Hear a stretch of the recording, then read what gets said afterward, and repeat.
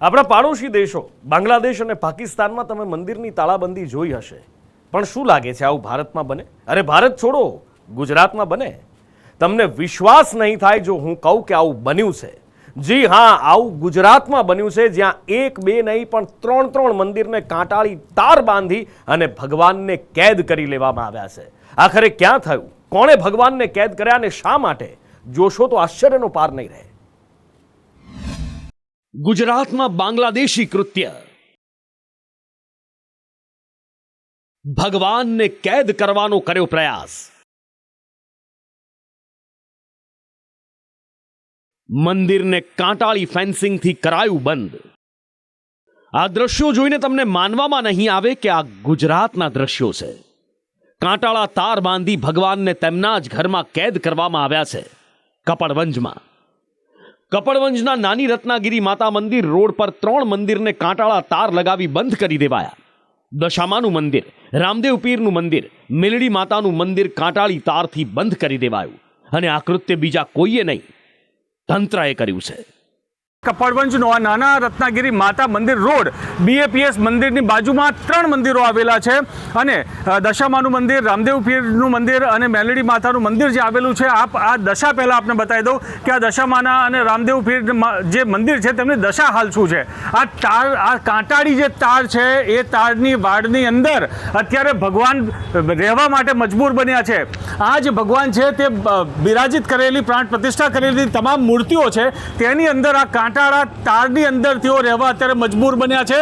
અને આ મજબૂર બનાવ્યા છે અહીંયાના નગરપાલિકા અને સત્તાધીશ તંત્રોએ. અનેક વાર રજૂઆતો, અનેક આજીજી કરી છે અહીંયાના સ્થાનિકોએ, પરંતુ તેમની આજીજી બહેરા કાને નથી સંભળાઈ રહી. વાત કંઈક એમ છે કે નાની રત્નાગીરી માતા મંદિર રોડ પરના 3 મંદિર અને તેમની પાછળની જગ્યા પાલિકાની છે, જેના પર વર્ષોથી દબાણ હતું. દબાણ પર તંત્રનો હથોડો તો ચાલ્યો, પણ ધાર્મિક સ્થળ પર તંત્રનો હથોડો ચાલ્યો નહીં.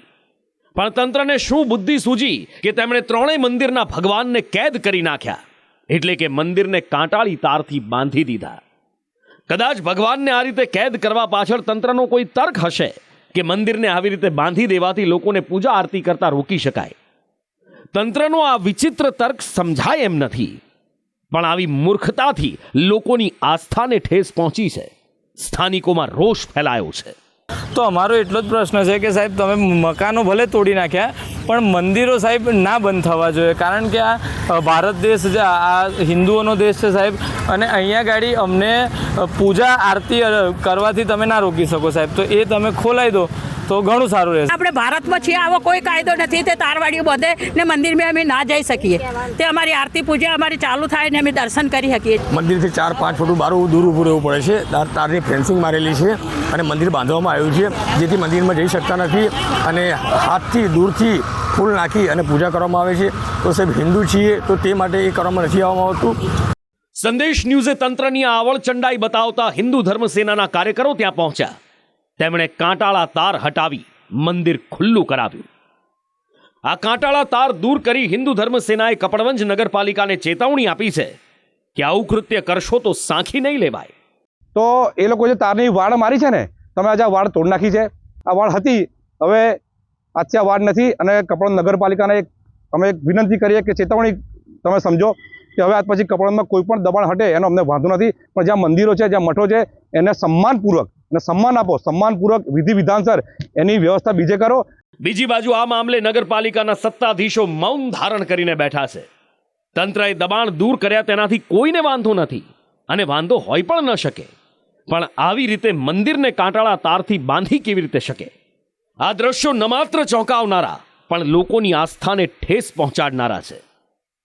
તંત્રની એવી તો કેવી કામગીરી છે કે કોઈ સરકારી જગ્યા પર દબાણ કરી જાય અને એમને ખબર સુદ્ધા નથી પડતી.